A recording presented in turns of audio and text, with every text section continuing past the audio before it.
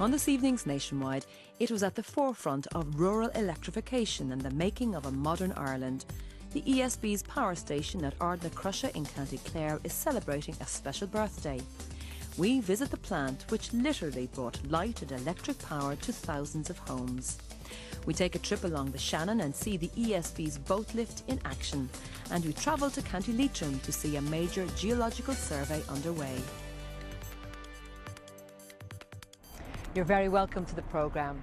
This evening we're coming to you from the Shannon region to mark a very special birthday.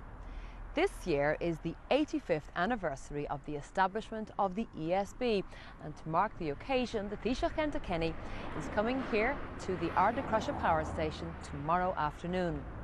Ardnacrusha was the ESB's first power station, and when built, the 86 megawatt plant was adequate to meet the electricity needs of the entire country. Mary Malone has been looking back at the history of this most iconic power station.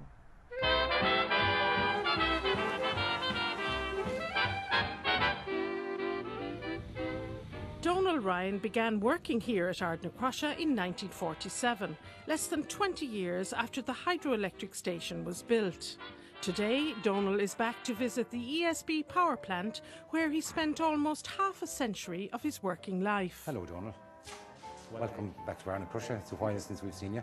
In the aftermath of the Civil War, Ireland in the early 1920s was a fledgling state, bypassed by the Industrial Revolution and beset by poverty. There was a gaping need for power to facilitate progress. A young engineer, Tom McLaughlin, brought home a hugely ambitious proposal from his employers, Siemens Schuckert in Germany, to harness the power of the Shannon at Ardnacrusha and establish a national distribution network to replace the hundreds of small local power stations then in existence. It was very cheap power, even in those days, and we found we could deliver it in the towns and villages cheaper than they themselves could generate electricity by any other means.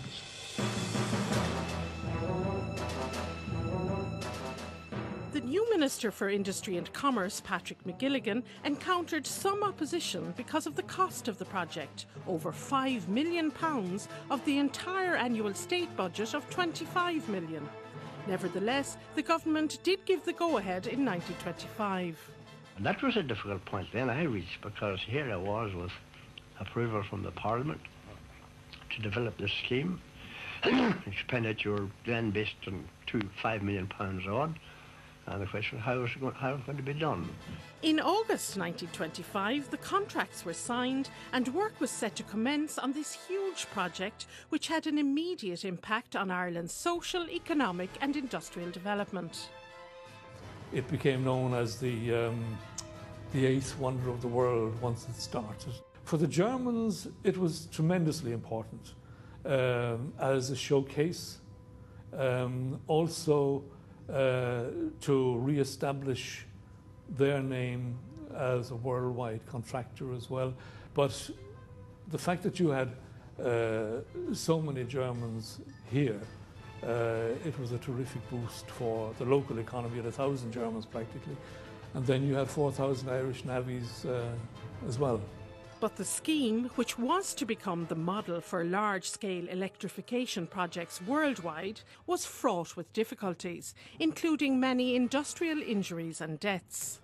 The biggest problem for the Germans was getting suitable labour, skilled labour, because the people were coming from exchanges and coming from farms and coming from towns and cities, but they had no experience, say, for example, of driving trains and working on huge sites where safety was such a factor.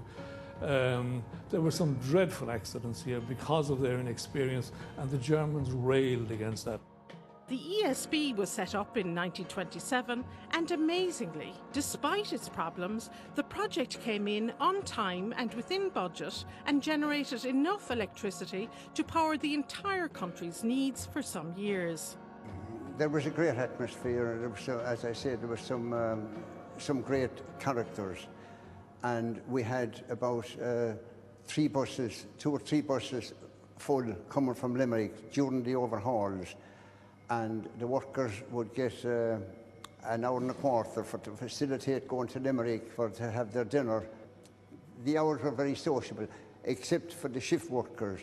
You had 3 different areas of shift. You had the control room and the machine floor and the turbine gallery. But otherwise, the hours were perfect. When you're in the dark and you want to see, you need electricity. The power station has been upgraded over the years, but the essential structure generating electricity remains that which was built and commissioned in the 1920s. We're standing right here now on top of Ardnacrusha Dam. It's a 30-metre high dam, and looking back upstream, we're looking at the headrace canal which feeds into the dam. The headrace canal is 12.5 kilometres long, and it connects Partine Weir to Ardnacrusha Dam. The purpose of building the headrace canal was to concentrate the 30-metre fall that existed between Lough Derg and the estuary in Limerick in one place. We're standing here at the downstream side of the dam now, but still on the top of the dam. And you can look down there, and you can get a feel and an appreciation for the fall we have. Looking down there, water level is at sea level. There are 4 pipes there feeding the 4 turbines, generators. We call them penstocks. Each one of those takes 100 tonnes of water per second. The dam incorporated a navigation lock in 2 stages, which raises boats 30 metres from the downstream side up to the upstream side. And obviously boats can go down as well. All the hydroelectric stations in Ireland are now controlled from Wicklow, but water flow management is still an essential part of what they do here in Ardnacrusha. Water management function is very important we control the level of Lough Derg, so we manage the inflow to Lough Derg. We look at the inflow. So every day we look at rainfalls, we look at forecasts, and we decide then how much power we must produce in order to keep the level of Lough Derg steady. Also, of course, in time of flood, we can take 400 tonnes per second down through the station here. But in a flood, we had a flood in 2009 where there was 900 tonnes per second coming into Lough Derg. If we didn't have Ardnacrusha, the whole lot would have to go down the old river. The conservation hatchery in nearby Partine was set up more than half a century ago to rear and release fish stocks to offset the effects of the scheme on the local fish population. The reason for that is ESB have turbine sets where we generate electricity from our hydroelectric station in Ardnacrusha, and that has a negative effect on fish. Fish are killed as they go through those turbines. There's also a slowing up of the migration of adult fish as they come upstream. The net benefit as such is that we release fish into the catchment to compensate for the negative effects of hydro generation. Although it now only provides a small fraction of the country's energy needs, Ardnacrusha's sustainability is still its trump card. Here at Ardnacrusha we can produce 92 megawatts of electricity, which is about as much as would be required to power the houses, say, in a town the size of Sligo. So it is a green energy, it's renewable. Although it might only be 2% of what Ireland needs in total, it's still very viable. It will be here into the future.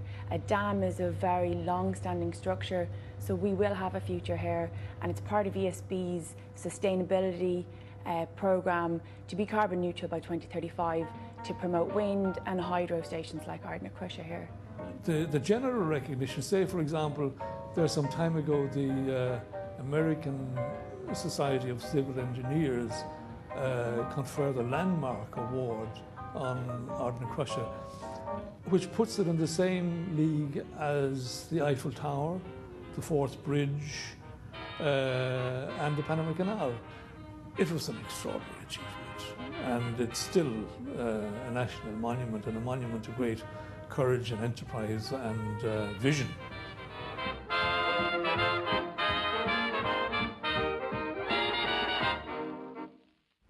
And a reminder that the Taoiseach will be honouring this special year for the ESB when he visits Ardnacrusha tomorrow. Of course, in many ways, Ardnacrusha became a flagship power station for the ESB, symbolising a modern Ireland by producing electricity for past and future generations.